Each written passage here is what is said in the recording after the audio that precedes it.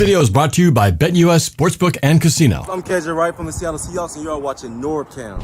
This is Walter Jones, Pro Football Hall of Famer, top 100. Tyler Lockett from the Seattle Seahawks. DK Metcalf from Hey Burleson, you're watching NORBFAM. You're watching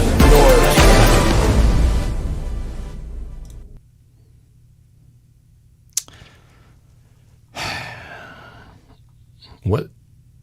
What the hell was that game? I mean, what team actually showed up on the field today? It certainly wasn't the Michael McDonald Seahawks of 2024. That's for sure. I don't know what showed up in this game today. That was not a team that I recognized. Anyway, as you can see, I'm still wearing my garb from earlier at the game. I pretty much went straight from the game, dropped off my buddies Mark and his friend, met my wife and daughter, grabbed a bite. So I'm just now getting home, but I decided, you know what? I haven't really done a post-game show like right after in a while. I thought, what better time to? Because I'm really pissed off. This game was horrible. I mean, I was still trying to make sense of what I watched because I really throughout the game could not figure out what was going on with this team. And I think, and I'm going to take calls today, so I got the number here. You guys can call in, or you can join the Discord and vent this way as well for about the next hour or so. But I guess right off the bat, obviously a lot of us underestimated the Giants. I clearly did. I always kept saying we better win this game by 2 scores, calling Daniel Jones trash in my prediction video. And first of all, shout out to Kid Blue of the Giants and all of the Giants fans and the New York Giants organization because you guys whooped our butts good today. No other way to say it. So hats off to you guys for coming in for better prepared, more jacked up for this game, better execution, better game plan, better everything. So first of all, the credit goes to you guys because you guys made us look terrible. So I got to acknowledge that first. Now I'm done with that. Now let's go back to venting about my own team. Definitely came in expecting to dominate, remembering from what happened last year, calling Daniel Jones trash, because it was trash last year. We sacked him like 11 times, and, the game was pretty horrible for them. This time, it was just, I feel like from the get-go, it's like, okay, we kind of got the ball first, and we're moving down the field, and then we kind of got stalled. But I think right away it was like the defense is like first play of the game. Daniel Jones is like deep in his own territory, stumbles, fumbles. I'm thinking, okay, this is the Daniel Jones trash I'm expecting. And then it's 3rd and 17, which no team should ever get 3rd and 17. And they get a freaking screenplay and get the first down. That was like demoralizer number 1. And then it just kept on going. It just like that. It was on wash, rinse, repeat the entire day. We could not get off the field to save our lives. And if not for a controversial touchdown fumble that we got somehow scooped out of that pile and ran back for a touchdown, we should have been 14-0 at the start of that game. And we were lucky that the score was even as close as it was at halftime and even late into the game. And man, our defense, with the exception of really the end when we did make that stand, through the whole game, we're getting beat all over the place. I mean, look at these stats, man. I mean, the numbers say it all. 24 first down to 17. Passing for touchdowns to get it even, but rushing 8-3. 7 for 16 on 3rd down. 3 of 11. 71 total plays to R58. 420 yards to 333. 245 yards passing, 231. Actually evened out in the end, but for the most part, they were just all over. 175 yards rushing, 102. Gino, I'll get to him in a second. Penalties, we were also worse in that category. Time of possession, I mean, it was only at the end when we finally caught up a little bit, but 37, where is it? Can you guys see it? 37 minutes to 22. And it, for the most part, was like more than double at one point in the first half. We were just getting pushed around. We were just getting bullied, man. And, how are we going to think about the 49ers coming in here, man? It's like, sheesh. Boy, that's going to be fun if we play like this. And old Buddha of Wisdom, with the super chat, thanks for the support. Saw you did one earlier. So it was brutal on both sides of the ball. Absolutely, it was brutal on both sides of the ball. But look at this. Again, 23-34. Daniel Jones rushing like freaking Lamar Jackson out there. 11 for 38 rushing. That guy, he's not a rushing quarterback, man. Remember that one play years ago when he first started? He had a breakaway run and he tripped over his own legs. Kind of did the same thing in the game. And then he just was running all over the place. I was like, tackle this dude. And they could not get him down. His 38 yards doesn't seem like a lot, but he was the second leading rusher on the team. And Geno Smith was the leading rusher for 4 carries. Kenneth Walker had 5 carries for 19 yards. What? 5 carries for 19 yards? It's terrible, man.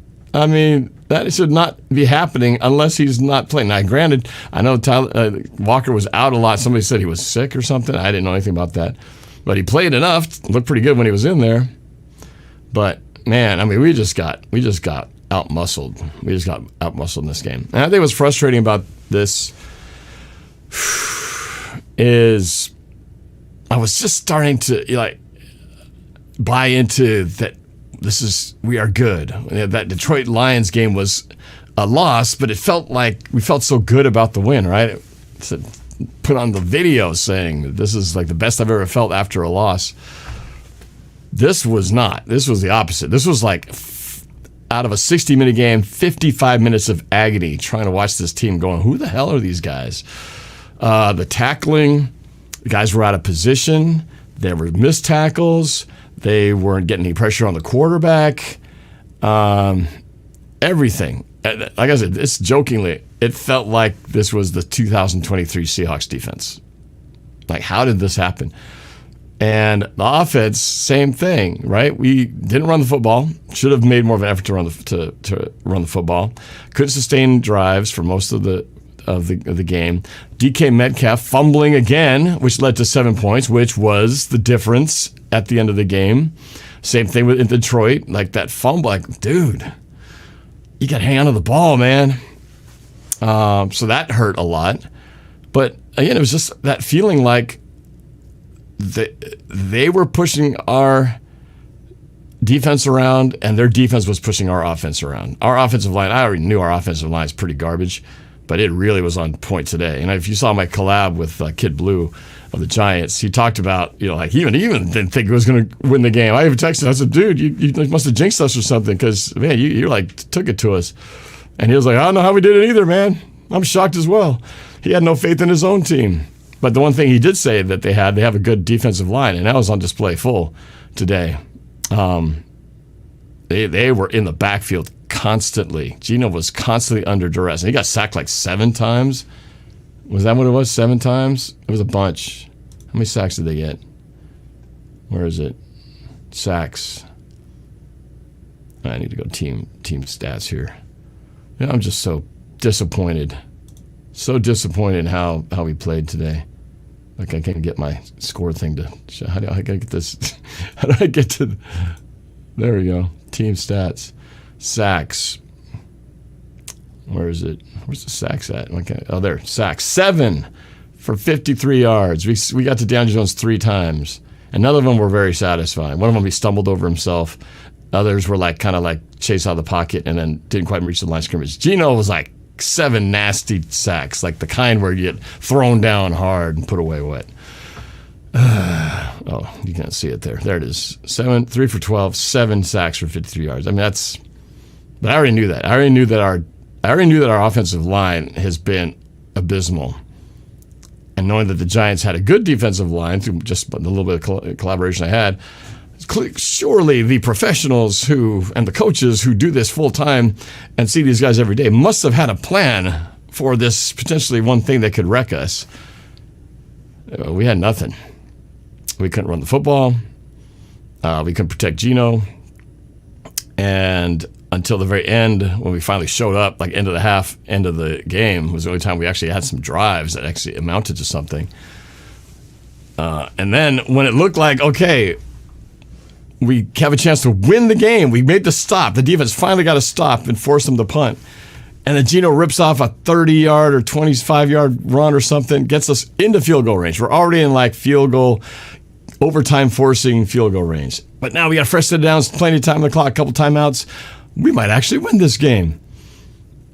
And we move it down the field, and then we just can't convert. And I was like, okay, we'll just kick the field goal. And then, I don't know if you saw my live stream earlier, I didn't watch. I was like, I can't watch. I'm just going to let the sound of the crowd tell me what happened. And as soon as I heard the sound, I heard that loud thump, the disappointingly recognizable sound of the ball getting blocked. It's the loudest thump. It's like it came from the field, but it was so loud because it's hit so hard, you could hear the bass of the ball go poof.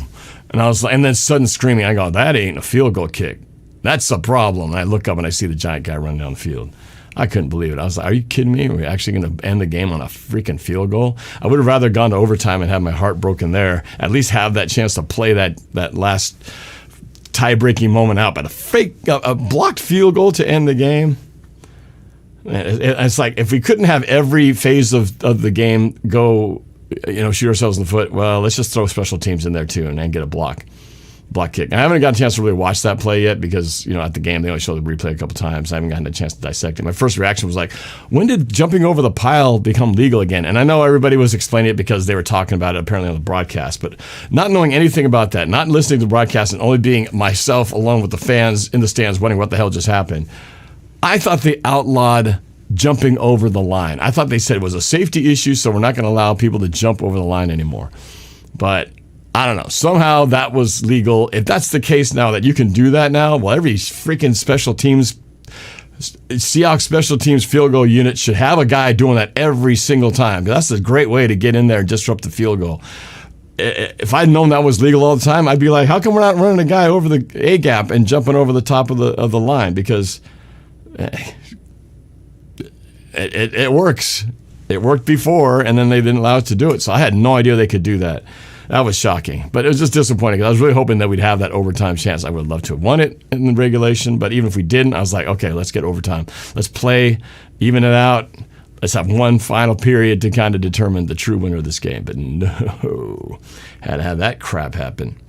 So just overall disappointing. I think ultimately in the end, I have to blame, I think the coaches are the ones who really have to get blamed for this because it's not like the players suddenly turn into sucky players.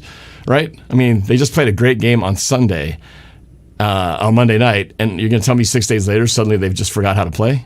Or suddenly they just suck now?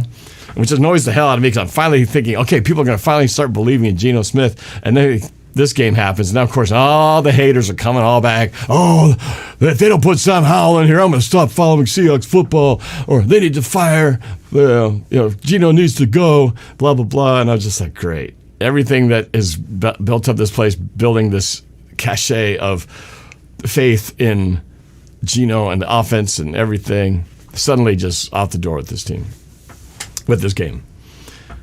Very frustrating to, have that be what it is. But Ghost Rider says it's not banned. Okay, I thought it was banned. I just remember them saying you couldn't jump over the line anymore and that they were because it was a player safety issue. And I remember thinking, that's the dumbest thing I've ever heard. Why is that a player safety thing? If they want to jump over the thing and risk themselves, well, that's their fault. So I just remember the league saying you couldn't do that anymore. So I still want to read a clear interpretation of this rule because it really doesn't make sense. Oh, you just cannot run up to do it. Well, whatever it is, somebody knew something better on their special teams. They outcoached us on every phase of every part of this game. Was clearly we were outcoached. And whether this, because I think maybe, is it possible that the Seahawks were looking ahead? Maybe if we didn't have this 49er Thursday night game, they wouldn't have been thinking, well, let's just get past Sunday and then we'll really focus on Thursday. They might have. They might have already been thinking about it. In fact, there was some talk even with what's his name? Boye Mafe. I think he wasn't out. I think he was questionable or something. But I was hearing rumblings that the reason they didn't play him is because they didn't want to rush him back in this game where they don't really need him and have him ready to go for the 49er game, the real test, right? So then we lose this game. So, did they overlook him? Did the coaches overlook this game and not prepare properly? Who knows? I mean, unless you were in the building, you wouldn't really know that. But I certainly overlooked them. Most of the media overlooked them. And clearly the betting lines overlooked them because, the Seahawks were getting 7 points, and every critic I knew out there was unanimously thinking the Seahawks were going to win. So it wasn't just me, all right? It was a lot of people who thought that the Seahawks should steamroll these guys. Clearly, they're not as good as they think they are, or they're certainly weren't as prepared as they need to be. So we did have some injuries during the game, too. I know Trick One got hurt. I heard that Nwosu went out, too. I remember seeing him down at the tent at one point as well, but I thought I saw him back. It's hard to tell from where we are sometimes what the numbers are. And we're not fed the information like you guys are. We're not getting injury updates at the moment they happen. So a lot of times we find out like, oh, what happened to blah, blah, blah? Where's he at? So I don't really know exactly how healthy or not healthy we were. But Trey Brown was out there. He seemed to be getting smoked a lot. That was my just general observation, that he was a step behind a lot of these receivers out there. So anyway, very disappointing. And, I put a lot of this blame on the coaches. I think a combination, this is a brutal stretch of the schedule. The fact that it was coming after this short week of Monday playing to Sunday and then Sunday playing to Thursday. I mean, we're having 2 back-to-back games where you have less than a week to prepare. That's how it is, so they knew it was coming. But, does it have an effect? It's definitely going to be an effect on Thursday. Think about it. You're Monday, these guys are beat up.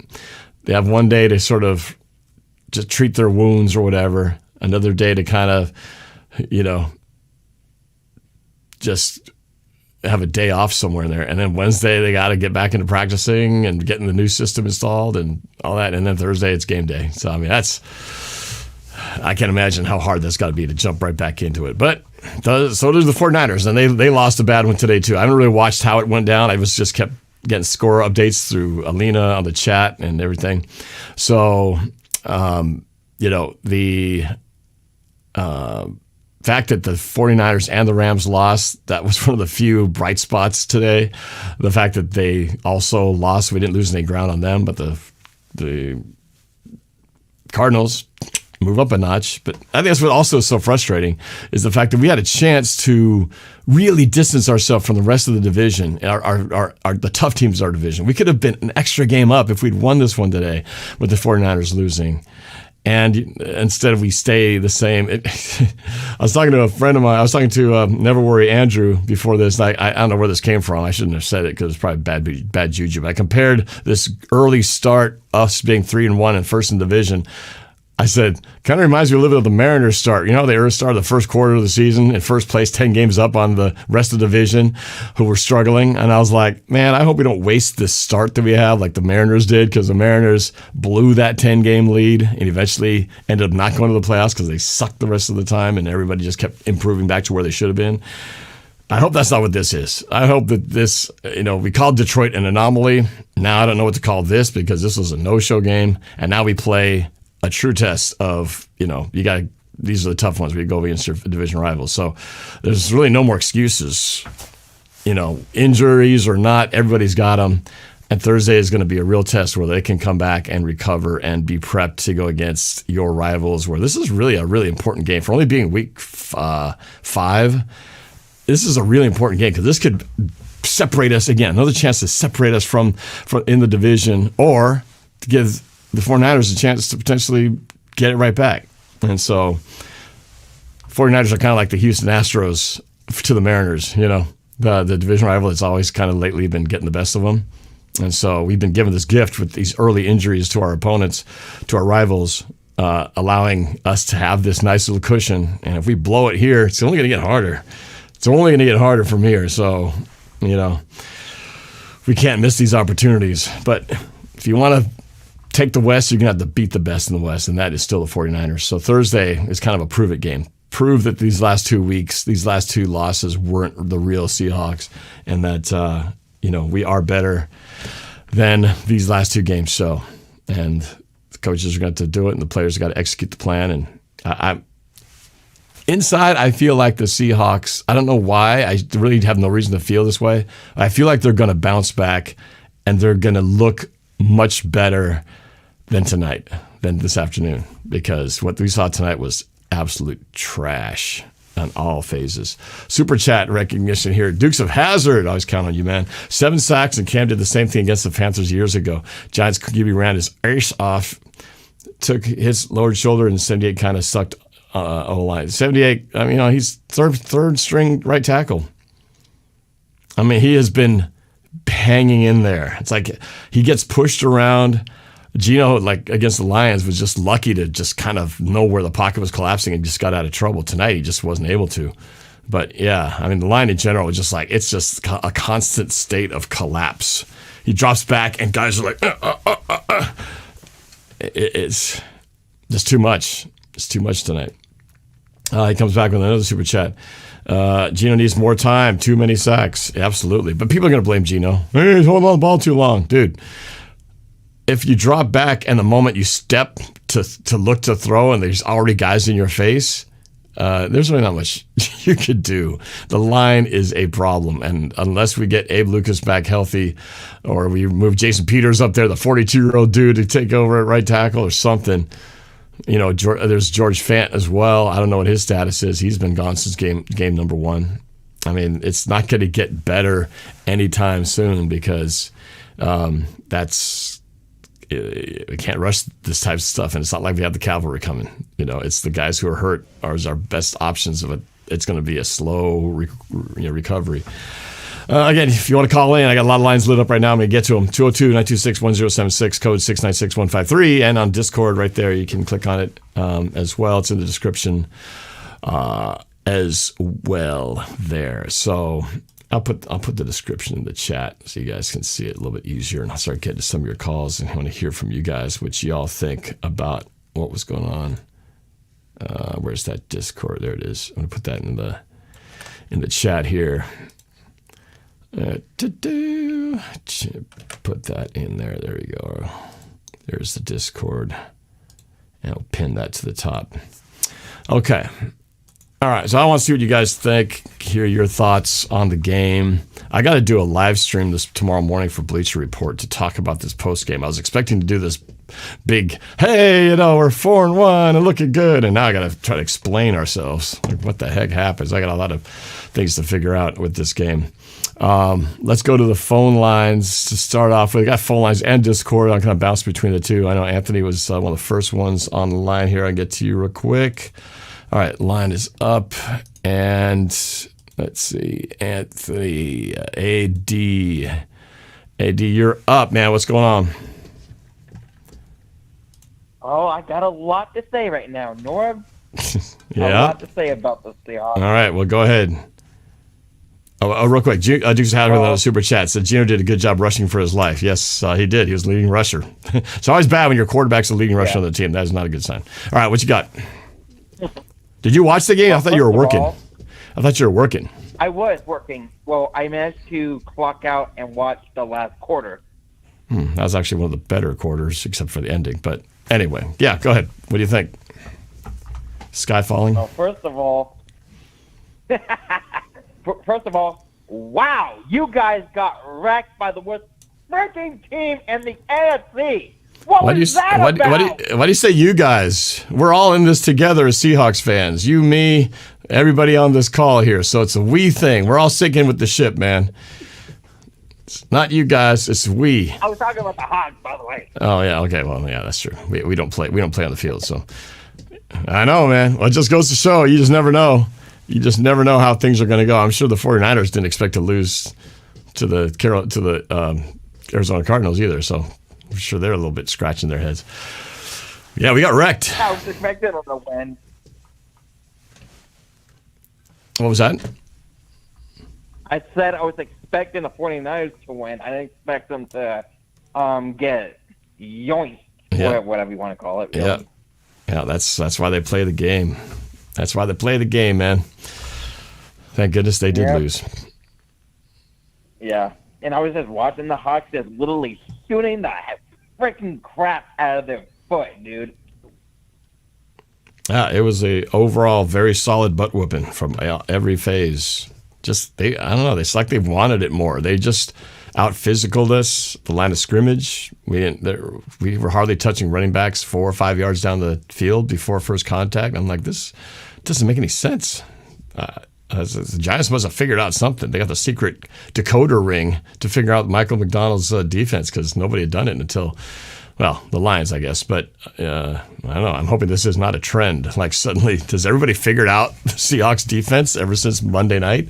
Because it's 2 weeks in a row that our defense has not shown up. So. And to be very honest here, this is your opinion, by the way. I just have a really bad feeling that we are also going to get wrecked by the 49ers this Thursday. I hope I'm proven wrong, but still. Like I said earlier, I don't think – I have this weird feeling that we're going to turn it around. That everything points that we should lose because we look like garbage tonight, but I feel like somehow we're going to look better Thursday. I don't know why. I just feel like just in the same way that we should have dominated tonight and it didn't happen. That same logic is going to apply Thursday, where suddenly they're going to go, wow, well, I guess the Sunday team didn't show up. This is the Thursday night team that's totally different. I don't know. I feel awkward, oddly positive, despite how bad today was. I have this strange underlying positive feeling like we're going to be better on Thursday. Well, we have to be better, but I feel like we will. So, mark my words. When we do play better, you guys are going to go like, "Oh, Norb knew what he was talking about." Super chat alert: Aiden Lawson says, "Should we be worried about the Seahawks?" Well, yeah. Anytime you get your butts kicked in a major way, it's definitely got to be worried. But I don't know. I'm actually worried about the Seahawks right now, dude.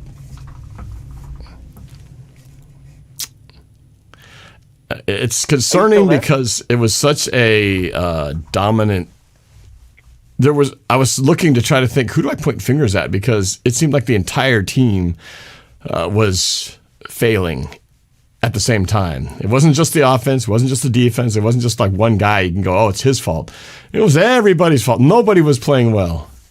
You know, that's wild to think that the entire team would struggle like that. That's why I think it's more of a coaching thing as opposed to a like the players suddenly became bad. They didn't just suddenly turn bad in 5 days or 6 days. They were not prepared. And I blame the coaches for that. Yeah, I heard. And I don't know if you heard me, but we were talking about you're having a really good feeling that we could win against the 49ers. And I asked you, I wonder how Cristofomo has to say about that. Cristofomo? We suck too. You guys suck and so do we. At least you guys in first place. We'll see what happens on Thursday though. I want to get even with you guys. I think there's going to be a good video leading up to Thursday. That's all I'm saying. It sucks for everybody. Yep. Cristofomo's overdue. He hasn't made many camera appearances. I think he might be overdue for one for this big, epic Thursday night primetime matchup for sure. Two teams now struggling for a big-time bounce-back game. It's been a weird year, man. NFC West, not the best division in football right now, that's for damn sure. So. Yep, you're not wrong about that. But they're going to have to figure it out quick because we only have 3 days to do it. 3 days to prepare for that Thursday night game. So, but that goes with both teams. And the 49ers have to travel. So they got the short end of that stick too because they got to travel too. And unfortunately, I have to work on that day. It's Thursday night. Oh, it's tough. Dukes of Hazzard, the super chat says, Norb is so pissed he still has his game makeup on. I just got done watching the game a few minutes ago. Don't want to pouty Metcalf. That's no bueno. I didn't know about the pouty Metcalf. I don't. Again, we don't see the close-ups. That's one of the things when you're in the stadium. You don't see it anywhere near the detail that you do where you're watching, they're cutting away to coaches' faces and players' faces and interaction. You don't see all that, in the game. It's great to be in the game, but you miss all those little details and commentators telling you, update by update what's going on. So we miss a lot of these little things and try to figure out, is somebody still in the game? Is somebody still injured? What's the status? Because we really don't know. I certainly don't. So it's always a kind of a guessing game when you're at the stadium, which is kind of what's kind of cool about it too. I find out stuff later on that I didn't know at the time it was happening. So, but yeah, so you'll be working. Well, hopefully you check your phone once in a while and it'll be good news. Otherwise, if it's bad news, you'll know that I'm having a hell of a bad night. Thursday night. Well, let's see if I can try to listen to the game during. Is it going to be at 10 a.m.? Thursday? No. This is Amazon Prime Thursday night game. Games on Thursdays are only playing in the evening. 5:20 kickoff. Oh! You're not going to play. They're not going to play a game Thursday morning at 10 a.m. They're not going to play a game at Thursday morning. What kind of crazy schedule would that be? Although the European schedule is, the European schedules are pretty crazy. They play at 6:30 in the morning our time here. That game that kicked off in London this morning started at 6:30, I believe, 6:30, 9:30 Eastern time, 6:30 a.m. here. That was the Jets. Who the hell they play?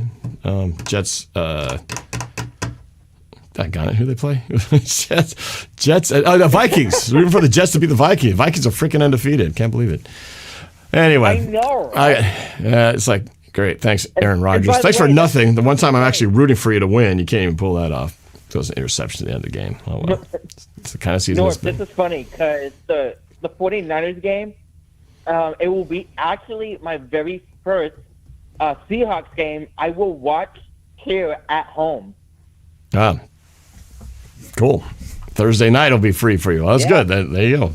You'll be able to watch it. Just make sure you got Amazon Prime. Because if you're not Amazon Prime, well, maybe I don't know if I have it on local. Might have it on local TV Amazon for Prime. Washington. All right, so you're good to go. Cool.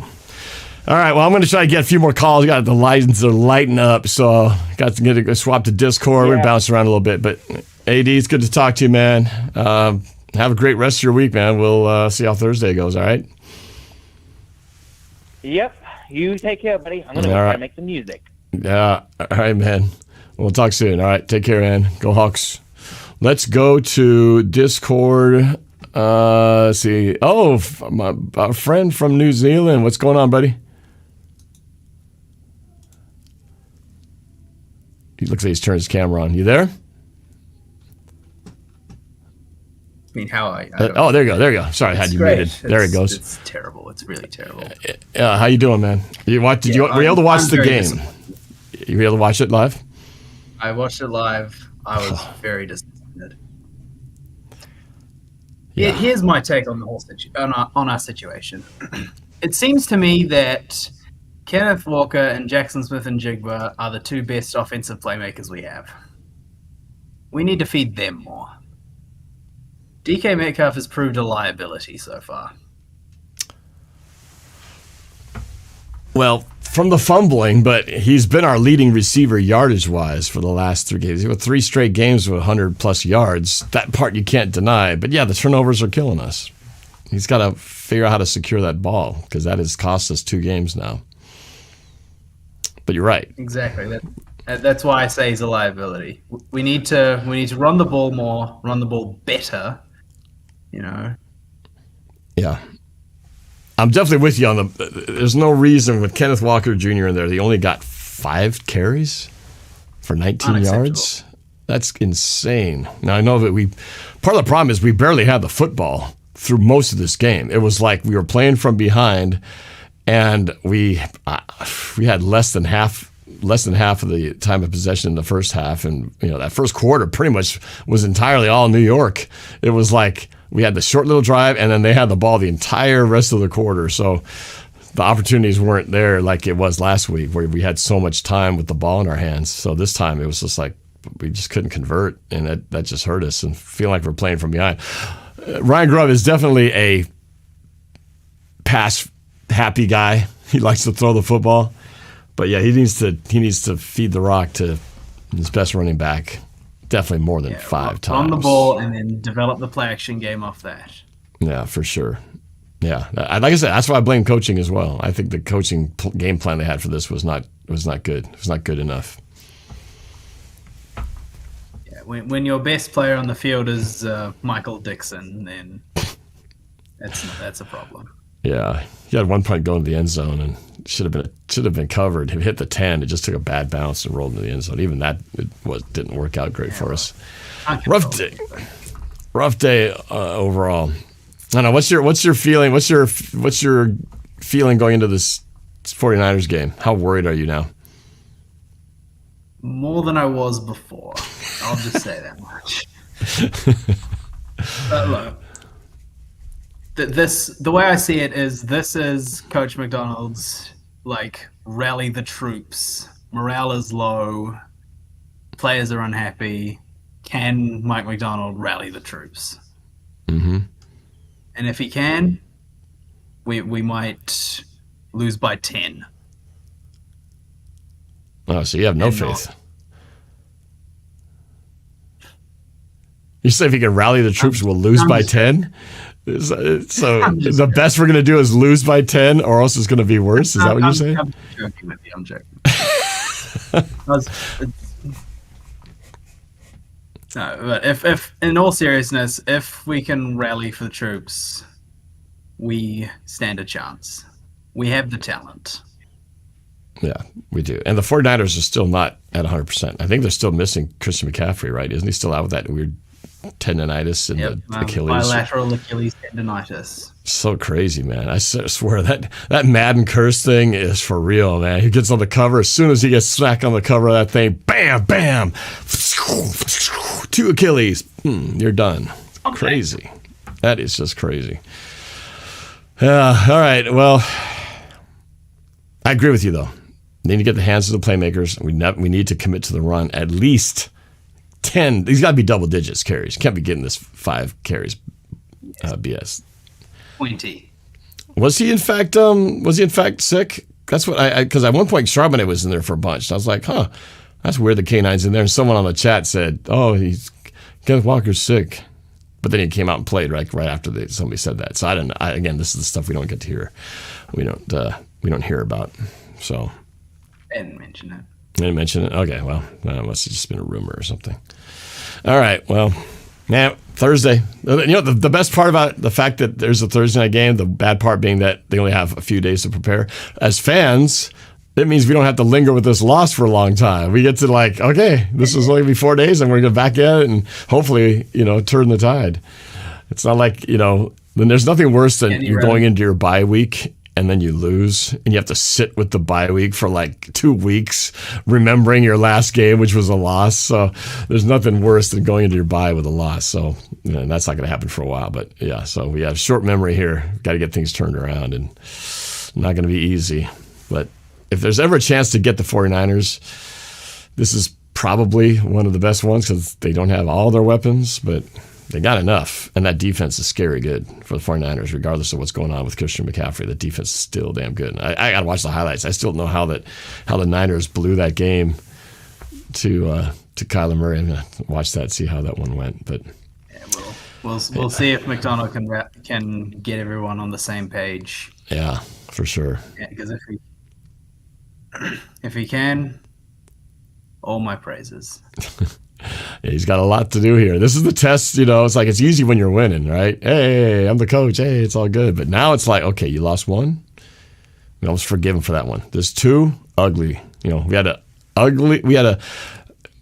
If Monday night was a pretty loss, this one was the ugliest you can think of. So now he's got to go, okay, we got 2 losses in a row. I'm the captain of this ship. Whatever bad juju is going on, I've got to turn it around and fix it. And he's got to fix it in 4 days against one of the toughest teams in the division. So he's got his work cut out. This is the challenging. This is like that, let's see what you're made of, coach. He just have to ask himself, what am I made of? Because it's like, it's easy to be smiling when everything's great, but when you're faced with adversity like this is the test. The player's going to be watching, assistant coaches, all that, testing his leadership right here. So I'm with you, man. I blame the coaches, and I'll credit them too when things go well. Hopefully Thursday we can be talking about something else. So, all right, man. Thanks for the call, man. Appreciate you, brother. It's always good to see you. See you later. All right, take it easy. All right, let's go back to the phone lines. Let me go to the 360. All right, from the 360, who's this? Where are you calling from? Hey, Norb, this is Skyler. Ran into you at 30 and 30, so good to talk to you again. Oh, that's cool. Skylar. Yeah, Skylar. I remember. How you been? Working. You know how it goes, brother. Yeah. Well, what are your thoughts on this game? What happened? Who's to blame? So, I don't know if they're just figuring out the Mike McDonald offense or if our D-line is really as big a thing as, or even bigger than I thought it would be. Because we just let up one of the worst offenses in the last 2 seasons to just do whatever they want. I know. Another issue I have, I think, with Ryan Grubb, I think he's a great offensive coordinator. I've been a Huskies fan all my life. He's not used to not having Michael Penix. I love Geno. I think he's great. I think he's a good quarterback. Is he the long-term solution? No. He's good. He's not Michael Penix throwing 500, 600, whatever Madden stats he put up before. Geno put up 400. Geno put up 400, almost 400 last week though, on that Monday night game. No, Geno's great. Geno's not the problem. We need to run the ball more, especially with K9 and Charbonnet. Yeah. Charbonnet, he can throw people. He did it last season. I know. Believe me, we did not tap into that weapon nearly enough. 5 carries is that's just theft right there. Not letting him have at least 10 carries or a dozen carries. Sorry to interrupt you real quick. Dukes of Hazzard puts in the super chat, says, "Hey Norb, just letting you know, you killed that anthem. Brought a tear to my eye. Go Hawks." Thank you, man. I appreciate it. If you haven't seen it on my channel, just a few days ago at my daughter's volleyball match, I was brought in to sing that anthem. I'm the PA announcer, so I'm always there on the microphone anyway, but we normally have student guests who sing, and the one that was scheduled that night called in sick, so I had to rise to the occasion and cram to prepare for it, and it went good. So thank you. I appreciate that, Dukes of Hazzard. Sorry, man, you were saying? Sorry, I didn't mean to cut you off. You're right. So I wasn't as worried about the Niners. Now I really am, despite the fact that they're injured to absolute death. They've proven that their backups can do things. Mm-hmm. I mean, CMC, great player, but he might be out for the season, Maybe. Woolen, I don't know what's going on there. He looked really hurt when he went down, and then he didn't go to the locker room till the 4th quarter. I have no idea what's going on there. Yeah, I think he got an ankle injury. Questionable for Thursday, apparently. Our guards, what are we down to, 3rd string now? And even then, how long have we had an offensive line problem? Forever. A decade? Maybe more. It's probably a decade. It's probably arguably we've had a bad line for a decade. It needs to get fixed, and McDonald needs to be the guy to do that. Well, and it's, and again, even before he came in, right, they tried to address it, in the draft like 4 years ago or 3 years ago when we got Charles Cross and Abe Lucas, thinking, okay, we got our tackles of the future. Well, we got a tackle of the future. But, yeah, I mean, our Stone Forsythe is our 3rd string right tackle, and he's not doing well. He's sufficing, but really getting pushed around a lot. I mean, it's pretty hard to watch, actually. They got George Fant was number 2. Traffic cone out there. Yeah, it is. Believe me, I know too well how bad it is. And yeah, he's bad. The guard play is bad.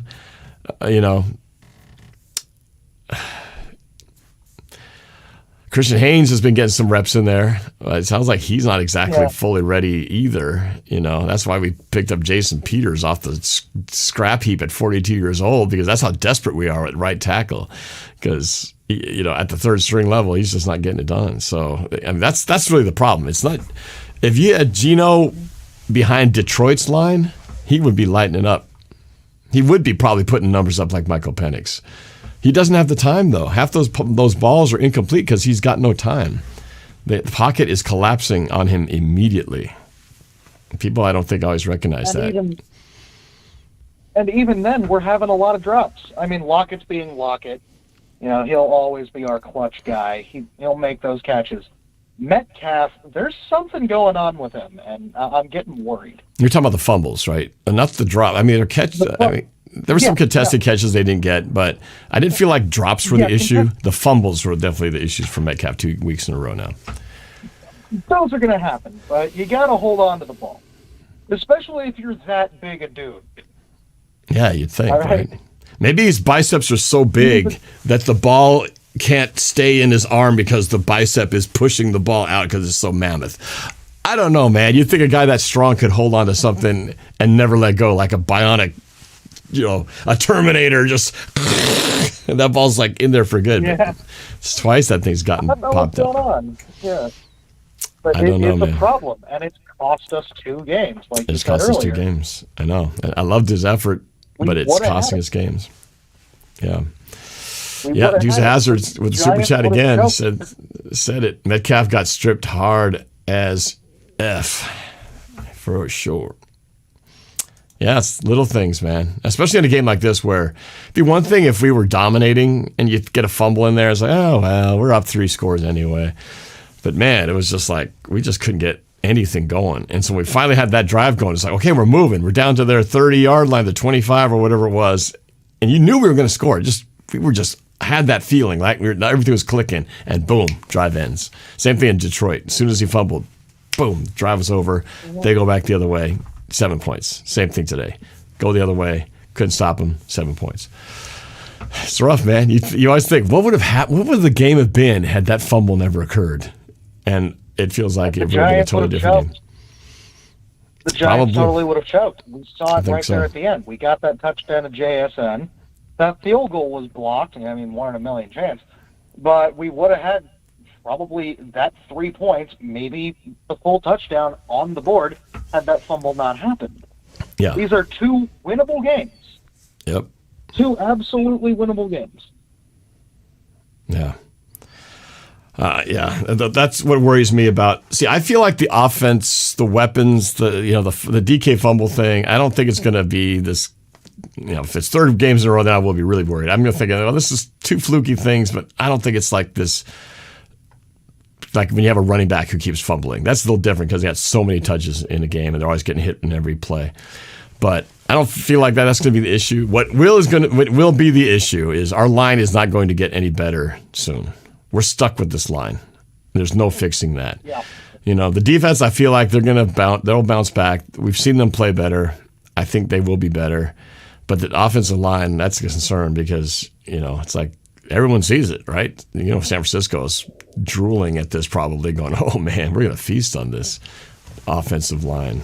That linebacking crew they got, it's going to be that part is what scares me is when we're on offense going against the Niners.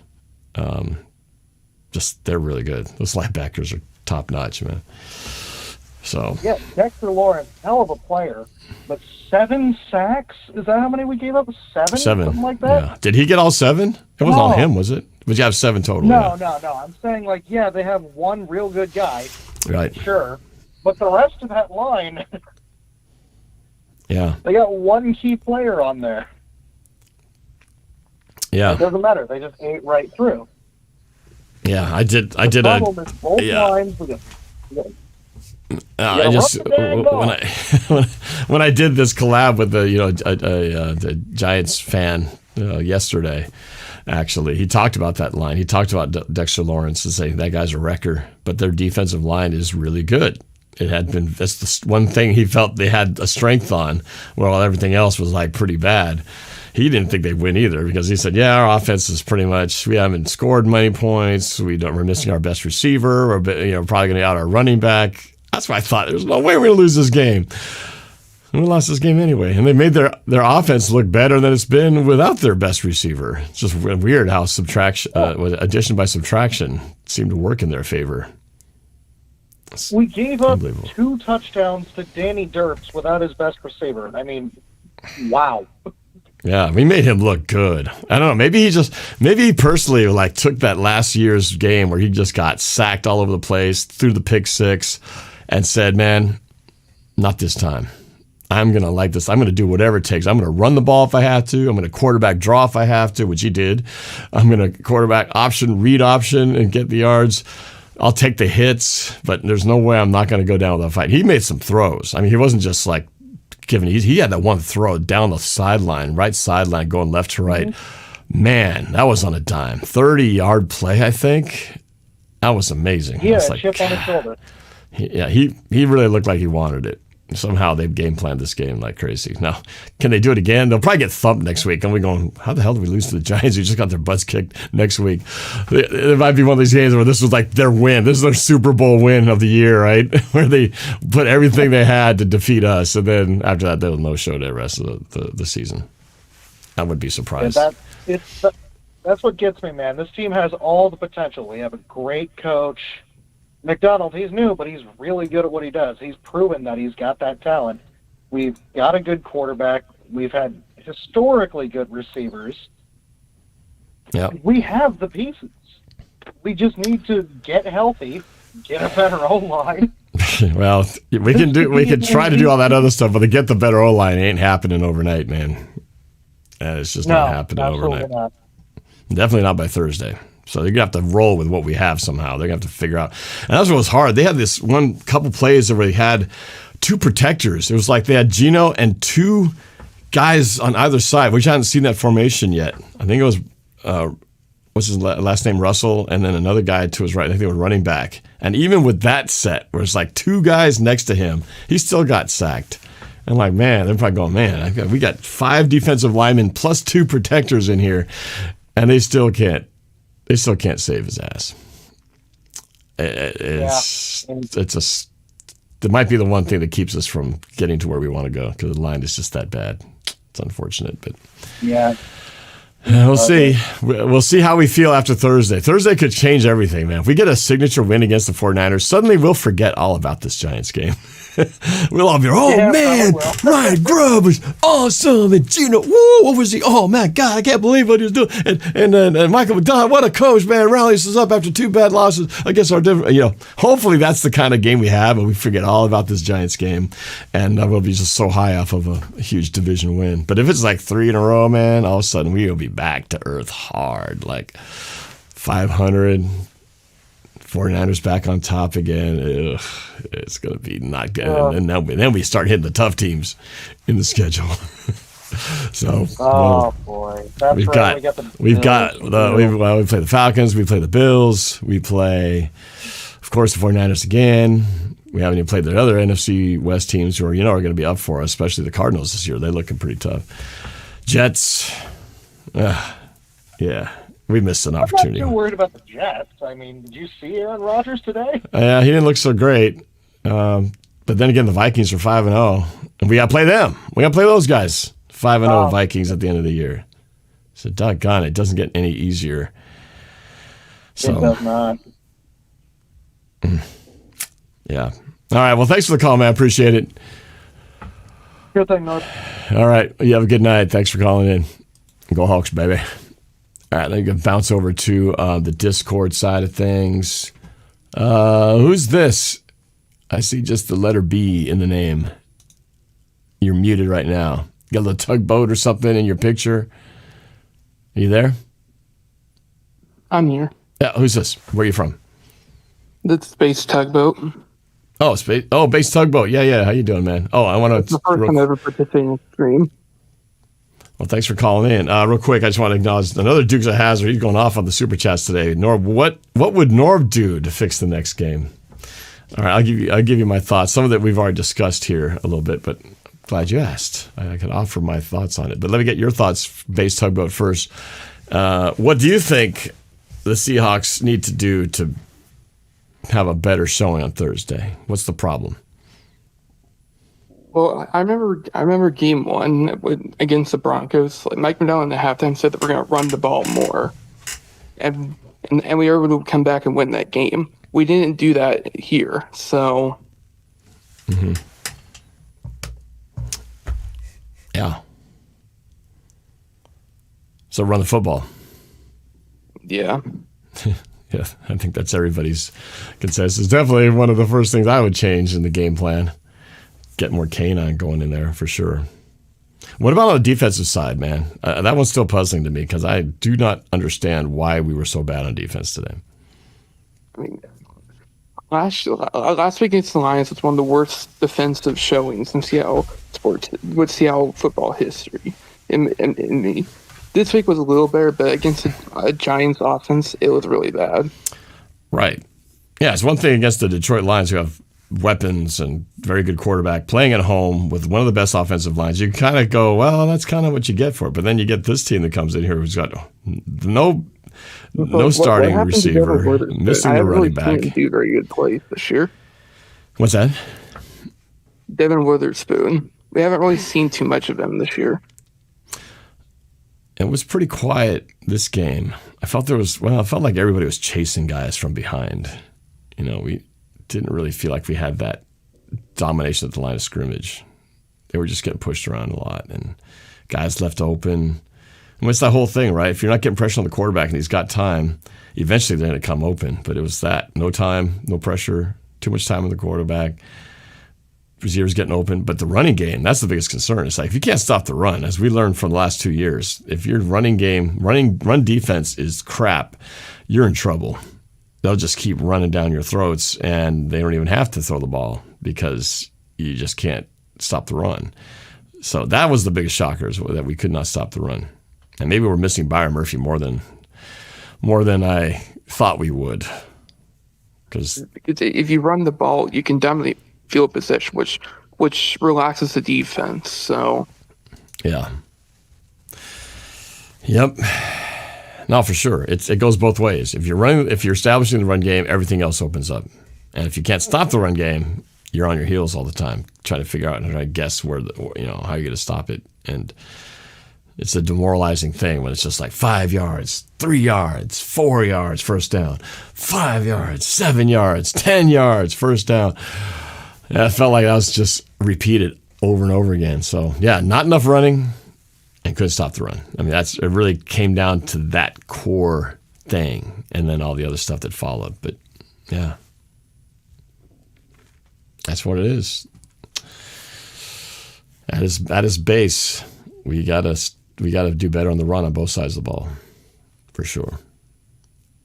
What do you think of Geno? Are you still pro Geno, or are you like a non-believer in Geno? I think Geno's a solid quarterback, but you can't carry the team all the way. You're going to have to balance out the running game.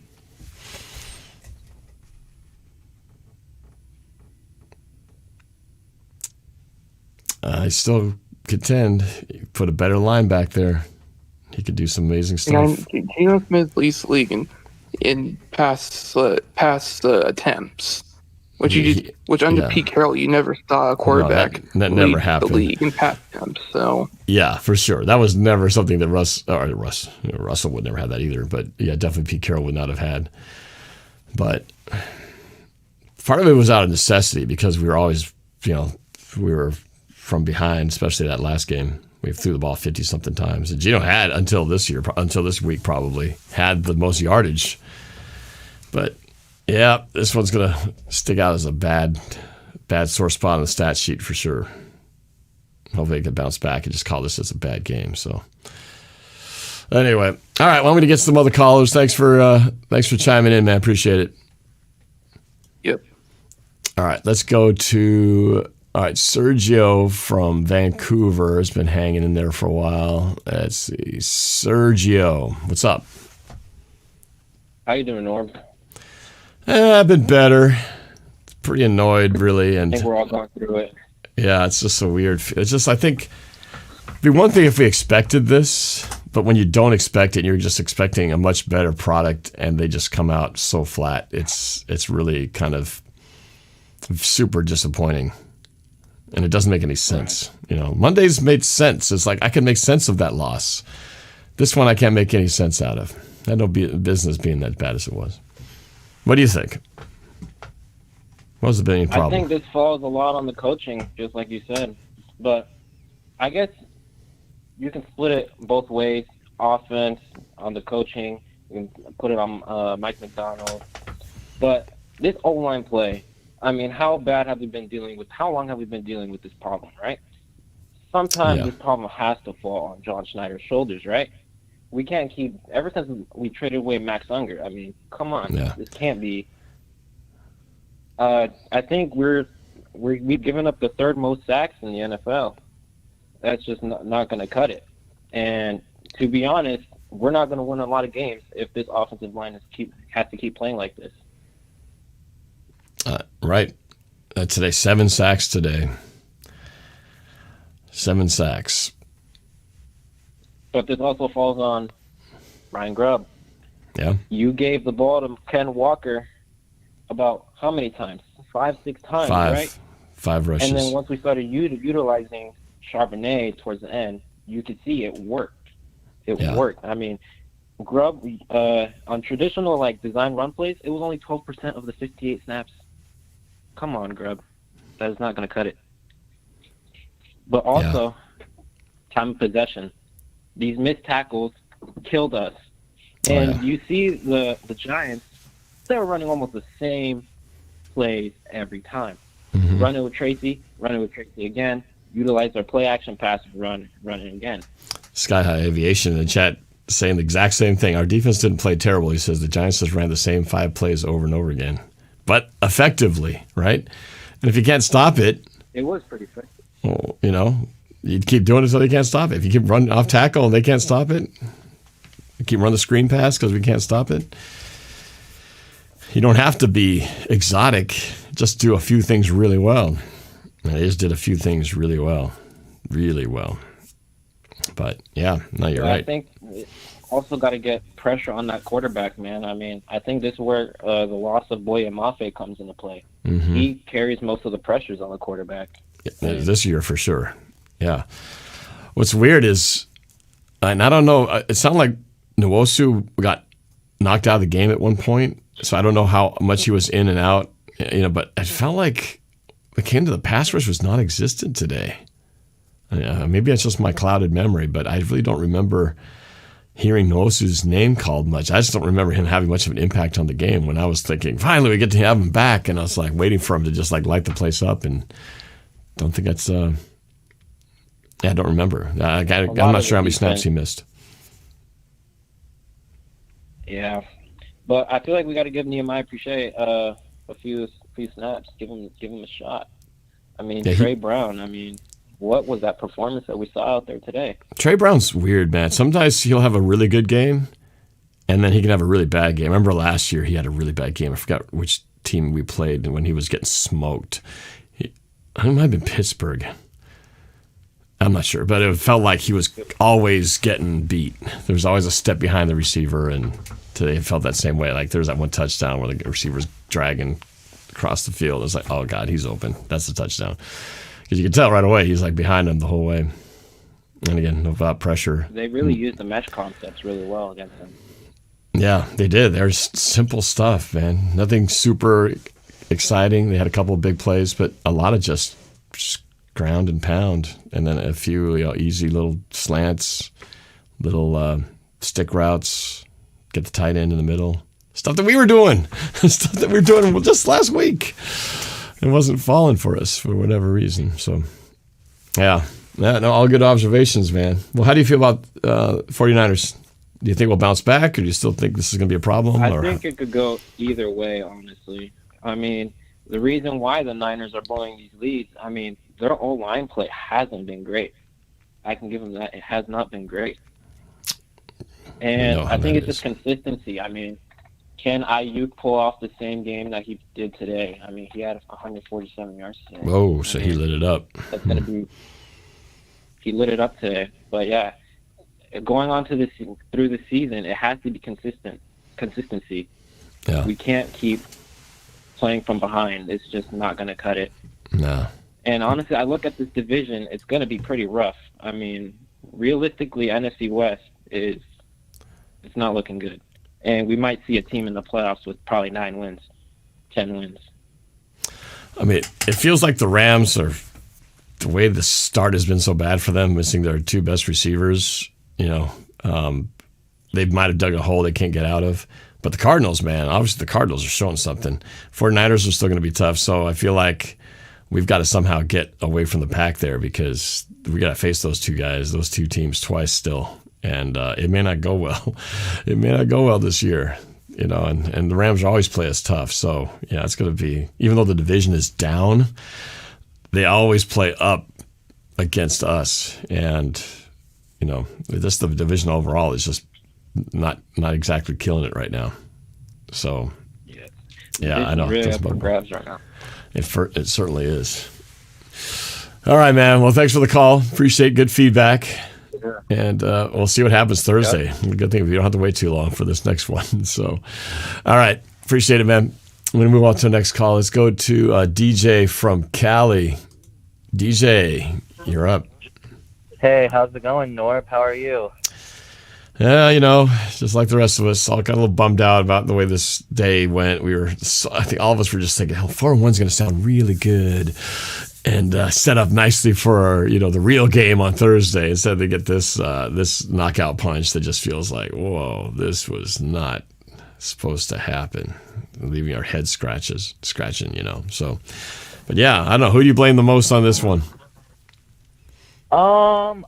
It's the O-line and defense to me, really. Like, I just feel like our defense was giving up way too much cushion for Daniel Jones. Like, I was like, you got to get on Daniel Jones' head and he'll start making bad decisions. And, like, if you make Daniel Jones too comfortable, he will pick you apart. And I feel like they just made him comfortable, and we were getting torn up by, like, guys that I didn't really know, like Tyron Tracy and Eric Gray. Like, I barely could know those guys, and all of a sudden I'm seeing them run up and down the field on us. And it's just disappointing to watch, for sure. Yeah. How do you feel about the Thursday night game now? I mean, the last times we played the Niners, it hasn't been pretty. And I'm just like, this is our one shot. We got to punch him in the mouth hard. If we lose to the Niners, I feel like we have a lot of questions to ask. Because, like, the Niners, like, I know they're still good, but no Christian McCaffrey. Brock Purdy's been looking okay this year. And I just feel like this is our chance. Like, if we lose to the Niners, and it's kind of embarrassing in a way of itself, like, we have a lot of questions to ask, because I don't think our line's that great right now. Like, I think that we can't run block or pass block very effectively, and I don't think our defense is getting to the QB. We couldn't stop the run either, so it was tough to watch. Yeah. Yeah, I know. We got definitely some holes. We've got some great positions and a lot of question marks in a lot of other areas.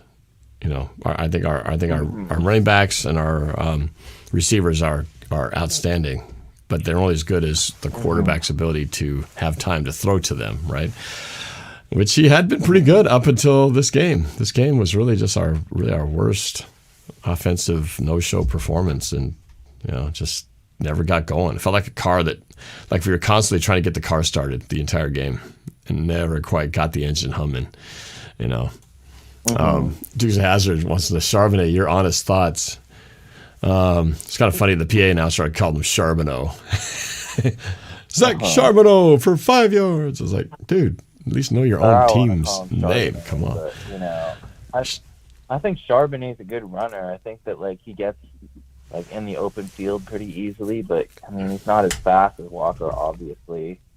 But I think that, he'll still get those dirty yards, but I think our real question mark is, how are we going to protect Geno long term, and how are we going to be able to, make the kind of moves necessary to improve, because that was a tough one today. Like, we were 7-point favorites at home. I'm like, this should be an easy win. And I just feel like we don't have as many easy games going forward. I feel like this was the one that, like, it was going to be the win that we should have just gotten out before our schedule gets hard. And we're going to have to change if we want to compete for the playoffs, and even, like, going far in the playoffs too, because I still feel like our team's got a lot of work to do. Like, I don't know how the Vikings are so good, but they're 5. They have a good defense, and they've got weapons on the offensive side, Yeah, I mean, they're kind of got a little bit of everything going for them right now. I think we just didn't expect Sam Darnold to be the guy where we're going. And this guy's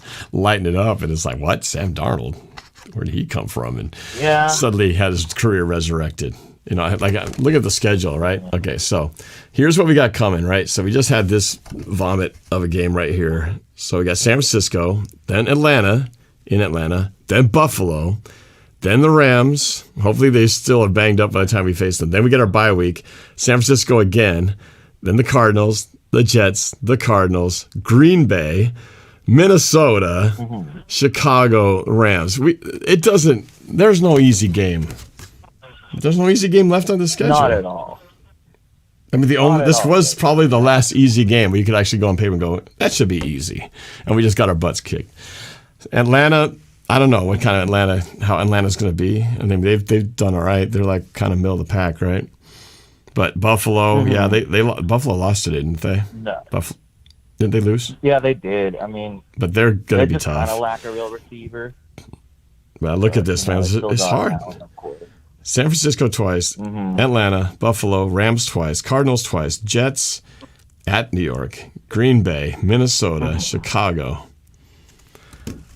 Yep. Freaking gauntlet, man. I mean, it's definitely a gauntlet for sure. And, I mean, we stole one game. I thought Miami was the loss at the beginning of the year. So getting that one was kind of, we got a gift. We got the injury god. The injury gods gave us one there. But, yeah. If we can't beat San Francisco without Christian McCaffrey, then I don't know how good. Yeah, at home. Then I don't know how good we really are. Guess we're going to find out how good we are or aren't. Yeah. Malik Neighbors is by far their best weapon, and they didn't even have him today. Right. It's kind of funny, though. I remember when we played the Giants, I remember you mentioning it, too, that we had a game where we were playing, I think Colt McCoy was the backup, and I remember they beat us. Yeah. Same kind of thing. They just mostly ran the football and just kept pounding it, and then getting pass plays every once in a while when we need it. And remember we lost that. I remember feeling the same way, like, what the hell are we doing losing this team? And I don't know, something about the Giants in our house. It's been rough. It was some like backup or third string running back too. I think it was like I don't even know, like Dion Lewis or someone that just tore us up for 200 yards on the ground. Yeah. It wasn't Saquon. I remember. No, it wasn't Saquon. What the hell? It wasn't. I don't think it was even Josh Jacobs or I don't know who they had. No, I know like they've had like a bunch of like lower tier running backs besides Barkley. It was kind of like today, right? The star guys were out. Yep. The next man were up, definitely up. So, yeah. And even during the Dolphins game, I'm like, we're lucky we only gave up 3 points, but we were playing a pretty bad offense. And, even the Patriots game, I feel like shouldn't have been as close as it was. And, it's going to be tough for sure because, we just don't have any easy games left. And, if we get torn up by the Niners and, Purdy's still balling against us, I don't know how good we really are. Yeah, we are going to find out in 3 days. But yeah, I don't know. When that Dolphins game, I think about, man, we had so many plays where we were giving the Dolphins, here, why don't you just take it and try to beat us now? Let's fumble the ball let's get intercepted at the 5-yard line, and they couldn't score a touchdown off of it. I'm just thinking, man, if this was just a semi-decent team that should have punched it in, we lose that game too. So, and we overtime against the Patriots, barely winning that game by the skin of our teeth. And I guess the only convincing game that we won, without somebody was majorly injured, was I guess Bo Nix and the Broncos, and I don't know, they're playing better now. Actually, it's good we played them at the beginning of the year because now the Broncos are actually playing better. We caught them probably when it's first game of the year here, had that advantage, but yeah, I don't know. I'm starting to rethink, how good is this team really? Who have we beaten? Maybe we really haven't beaten. If we beat the San Francisco 49ers, then we'll have something to talk about. But if we lose here, it's like, man, maybe this thing was all just a house of cards and it's all just smoke and mirrors. Yeah. I don't want it to be, but it's very possible that could, if we get to that point, that's what it could look like. Start feeling that taste of the medicine. We beat them, but if we lose, we got to go back to the drawing board. That's all for sure. I know. All right. Lost all these things for the drawing board. But anyways, have a good night, man. Yeah, thanks a lot. Appreciate it. Thanks for the call. I'm going to get Everson on the call in here. And I still got to answer the questions that were brought up by the super chat. But let me get Everson in here. Last caller on the line. Everson, you're on from the 360. Hey, Norb. This is Matthew. Oh, Matthew. Oh, okay. It's just, Everson Washington. Oh, they fixed this. I get your name next time. Correct. Matthew, what's going on? Okay. What's your thoughts on who's to blame for this game? I think I am to blame. Last time I called in on your show, I kind of joked around saying the Giants suck, so I think that is on me. Everybody was saying the Giants suck. I definitely had contributed to that in my last prediction video, calling Daniel Jones trash, and we were beat him by 2 scores, but we all believed it. We all thought. I don't think anybody gave the Giants any kind of shot at winning this game. That's what's so surprising about it. Yeah, I was just trying to say that as a silly joke, but yeah, I got you. Yeah, I think the Giants. I think the Giants heard my call and they were like, "Oh, we're gonna make this guy get a dose of his own medicine." So. No, it felt personal. It felt like they were like really had a chip on their shoulder. Like they thought nobody was giving them any credit, so we're going to prove everybody wrong, including you. But yeah. So maybe it's a little bit on everybody, but I still think it's mostly the coaches. I still think that they're the ones who have to get the team ready. You know, I just didn't. If the whole team looks like they're just out of whack, then it feels like that's a preparation thing. Yeah. I got some of the stats pulled up on here. I mean, Geno Smith threw the ball 40 times, and we only ran the ball 11 times. And something that I really liked, like in the Broncos game, where like first half not good, but we're only down by 4, so it's like okay, like it's not a big deficit. And I've seen this many times. And look at the Ravens in the AFC Championship game; they just abandoned the run when they were one of the best running teams. And something that I really liked what Ryan Grubb did against the Broncos was like he wasn't like, all right, Geno Smith, you got to throw the ball like every single play, try to make the big play. It looked like he was like, all right, guys, let's calm down, let's run the ball. And Kenneth Walker had a really good game against the Broncos, mostly the second half. Mm-hmm. And yeah, like this time, 5 carries, 19 yards, and it's not like and it's not like we were completely out of the game. Like it's not like we were down by like it wasn't like we were really down like 3 possessions the entire game. Like it was mostly 1 possession, and then obviously when the Giants stopped us on 4th down, they kicked the field goal. But like we were never really out of it. I just felt like we just kept shooting ourselves in the foot and just wouldn't run the ball. Yeah. Yeah, we were, obviously the score was close up to where, you know, at the most it was a 2-score game. Right, we were down by 10 at the greatest, but we got it to where we were a field goal away from sending it to overtime. And I really felt if we went to overtime, we were going to win that game. And I just couldn't believe we got blocked. It's like I thought the worst case would have been he missed it. We either go into overtime or he missed the kick.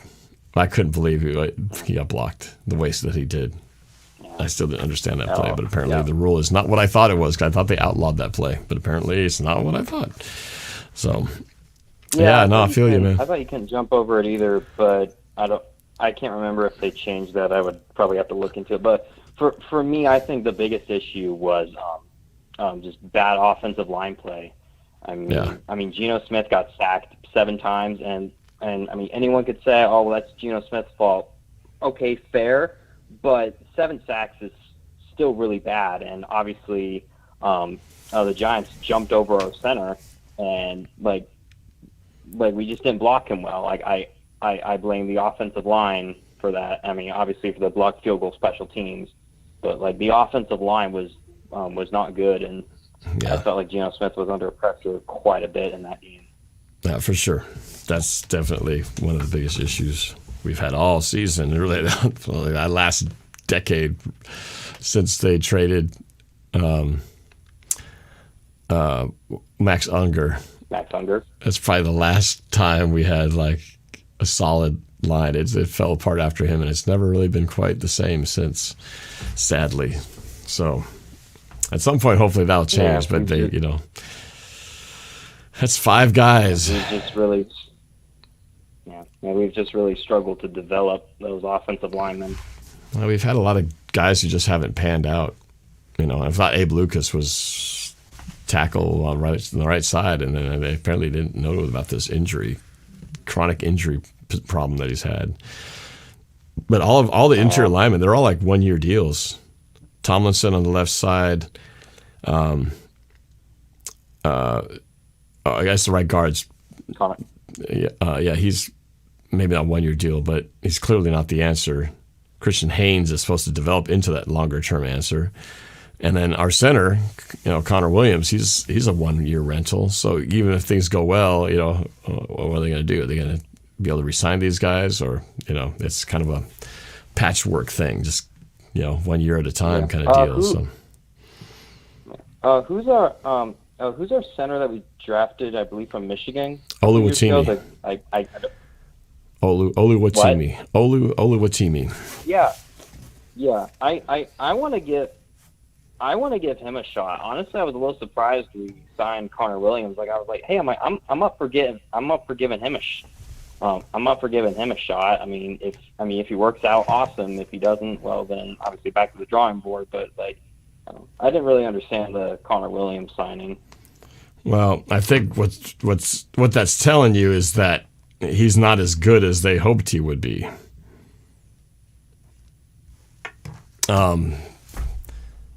He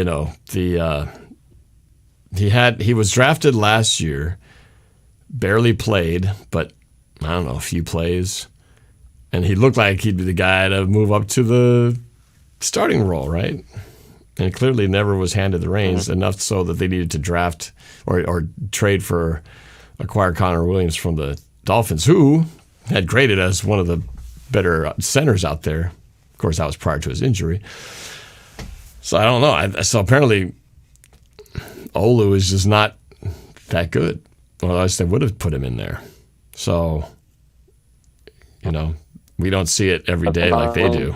So, yeah.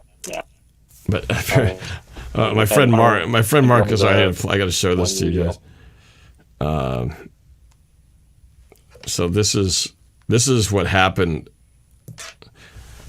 My friend Mark sent me this meme. Let me darken it down a little. It's too bright over here. So this said, no wonder they were able to jump over the line. But that's Stoll is he's the center. He's a long snapper.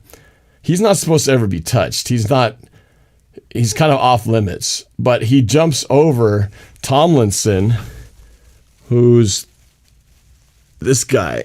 Sorry, my hands are all like messed up. I think that's Tomlinson right here on that side. But look how low his head. Why is his head down? So he basically is ducking down. And so he doesn't have to go very high because he shouldn't be looking back. He should be up, ready to block because Stoll's not supposed to. But Stoll isn't the guy who got jumped over. It's the guy on his right, our left. And he's got his head lower than the long snapper. So that's just bad form right there. Because look over here. This he's blocking up. He's got his shoulders up. He's blocking. But why is this guy down with his head basically just saying, go over me because I'm not standing in your way? Just bad form. Yeah, that is kind of weird. Dukes of Hazard super chat says Unlimited still suiting up regardless. I'm not sure who you're referring to. Unlimited. Oh, Unlimited. Oh, Mr. Unlimited. Anyway, so that shouldn't have happened. He shouldn't have. I think he just basically invited him to come over. I don't know if that was his plan or they saw something on tape, but he should. If he just stands up, there's no way he does that because you can't jump over a guy if you're up. if you engage a guy at even like 3/4 height, he's not going to jump over you, But he was so low that the guy just saw an easy path. So I get it now. I get it. He didn't jump over the center running start. He was lined up at the line and just jumped over a guy who was basically down low. But there was a lot of mental mistakes. I didn't even mention, like Geno Smith sliding short of the sticks. That's a mental boo-boo error. This play right there, that's just an execution thing that's more mental than it is physical. He just didn't do the right thing. And there's probably other ones, but those are the other two plays that just jump out, that Geno had a first down and he just slid too soon. Even if he doesn't slide, if he just dives, like rolls ahead, I think he gets the first down. Just too many costly mental errors too. So, we'll see. But man, like I said, I look at the schedule ahead. It's a bloodbath potential. There's no more Denvers and New Englands anymore. It's all pretty tough. Yeah. So we'll see what happens. But we'll get to see how good we really are. Yep. We'll know in 4 days. Really 3. So, all right, Matthew. Thanks for the call, man. It's good to hear from you. Yeah, you're welcome. All right, let's go to our last caller here from the 206. Let's find out who this is. 206. What say you? Who's this and where are you from? My name is Sean, and I'm from Seattle. Yeah, from the 206 right here, right in from the area. So, Sean, whose fault is it?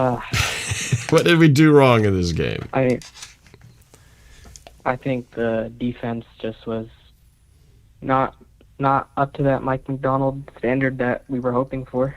I mean, it was kind of sort of like Pete's, where it was just super zone heavy, and they just kind of carved us up on the checkdowns and just ran the ball really efficiently. Mm-hmm.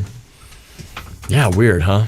So much like what we saw last year. It's like we had when we thought we'd exercise the demons of the past 2 years of horrible run defense, suddenly just reared its ugly head out of nowhere. Out of nowhere. Yeah. That's crazy, man. But, I mean, we don't have time to really just, focus on this. We have San Fran coming Thursday, so yeah, we have to be ready for them. Yep, for sure.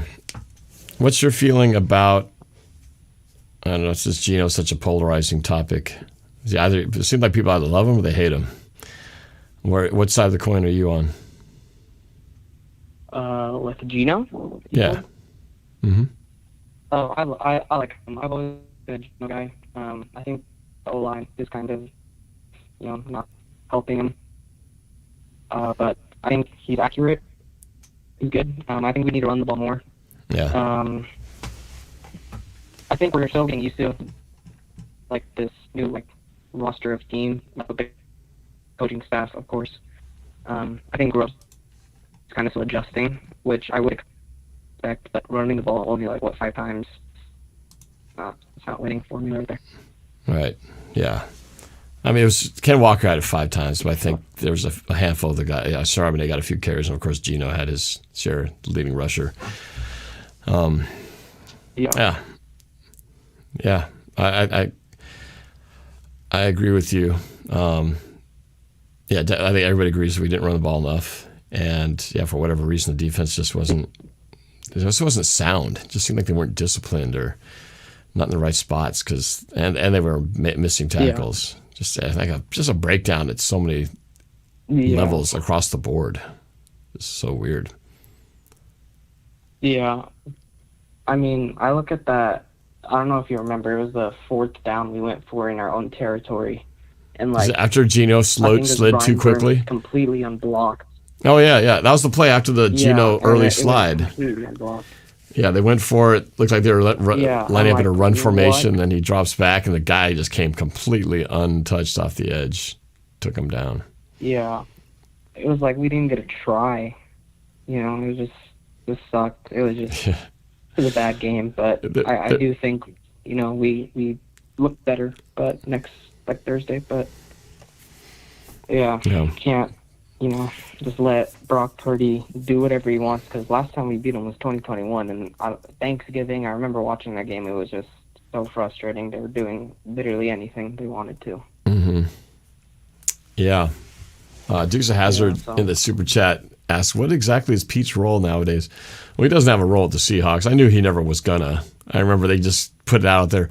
Oh, Pete Carroll will remain on as in an advisory role. Like, yeah, right. He was, let's call it what it was. He was fired, and he won't be in the building anymore. That whole advisory thing, like, yeah, I'm really going to put a new coach in here, and Pete will just hover around and advise the new coach. And, hey, if it were me doing it, I would do this defense instead, buddy. Yeah, right. That was going to happen. So, yeah, Pete's just he took on some kind of teaching position at USC, as some of the people in the chat have said. Well, what's interesting is, I was talking about this with Andrew in one of the previous sections that we sat together on for many years, 10 years ago. But who would have thought that, Russell Wilson, if you told me 10 years ago, Russell Wilson would not have only left the Seahawks, but he would have went to the Broncos and then been a backup with the Steelers, and that Pete Carroll and Bill Belichick's sons would be coaching together at the University of Washington. I think my mind would have just mentally shut down from disbelief. It's hard to believe that stuff's actually happening, but that is the reality we are in right now. So it's pretty crazy. But, well, we'll see, man. I'm hoping to do another follow-up, probably not the night. Well, actually, maybe I'll be at that game Thursday, so I won't get home till late, but to do a follow-up call stream, hopefully talking about exciting game and a Seahawks win, just to wipe all this bad juju from today. Otherwise, it's going to be a rough go for the rest of the season. So, but anyway, thanks for the call, man. Appreciate it. Yep. And we'll talk soon, all right? Man. See you in the next one. Yep. See ya. All right. Go Hawks. And that is it for the calls, everybody. There's Connor being positive. Still first in the division. Doesn't feel like it, though, does it? It feels like it's a very tenuous position at best, very temporary for at least 3 more days. But this game will decide it. So, but yeah, Dukes of Hazzard. I guess to finish, the question is, what's the Seattle need to do to play better? Answer your question about Charbonnet. Yeah, Charbonnet, I think he's all right. He's definitely a good number 2 back, but not number 1 if you've got Ken Walker Jr. He runs hard, he runs straight. He does have a little bit of lateral movement, but nothing like what K9 can do. And it's just good to give him a little breather. But he's just not going to be as productive. If you gave him the same number of carries in 2 different dimensions, I think he'll get half the yards that K9 does, just because Kenneth Walker Jr. is that much better. And then your final question, what would Norb do to fix the next game? Dukes of Hazzard asked me in the super chat. Well, I think it's been pretty unanimous that we've got to run the football. Kenneth Walker Jr., assuming he's playing, and he's not banged up or anything, he's got to get the ball at least 20 times. He's got to carry the ball 20 times. I think that's just a must. Got to figure out a way to do it. That's just 5 times a quarter. If you break it down, that doesn't seem like very much, right? So give Ken Walker 20 carries at least. And, offensively, I know they're really making a hard effort to get the ball to DK Metcalf, but I think continue to do that, but look at the other guys. JSN and Lockett are going to be open with the amount of attention that DK gets. And I don't want them to start forcing it to a point where it's like they're just trying so hard that they're risking interceptions and things. Because there was one ball that, man, it looked like it was close to an interception. Just too much danger right there. Defensively, I really don't have a good solution because the problem was so drastically universal and opposite of what we've seen. I remember raving about after the first couple of games, well, really the first game, how excited I felt. Like the tackling by the Seahawks and the Broncos was so sound. Everybody was like, as soon as the ball was caught, they're tackling. Not a missed tackle. Everybody just seemed like they were in the right spot, confusing the quarterback. And I don't know, I didn't see any of that tonight. I felt like we were seeing all kinds of the opposite. So to fix the defense, I don't know. I really don't know, because I don't know what's wrong with it right now. But I don't know if it's a personnel thing or it's a scheme thing. But yeah, I don't know. I have to do a little bit more visualizing to try to see what it was that wasn't happening. Hopefully Boye Mafe can play Thursday. If we have him, that would certainly help our cause. And I don't know if there's any chance Byron Murphy plays, but, he too was missed, especially in the run game, because, he's something else, being able to just, even if he doesn't get the tackle himself, just able to take up space and allow other guys to get to the ball. So I miss having him in there too. So, but we just somehow got to get a way to get Geno. How do we get Geno from not being sacked 7 times is too much? And how can we protect him better or scheme it up to where he can get the ball out of his hands or just other things? But I think if we do run the football, it sets up the play action, and then Geno's got more possibility of not being quite under duress as much. So I think that's number 1 for sure.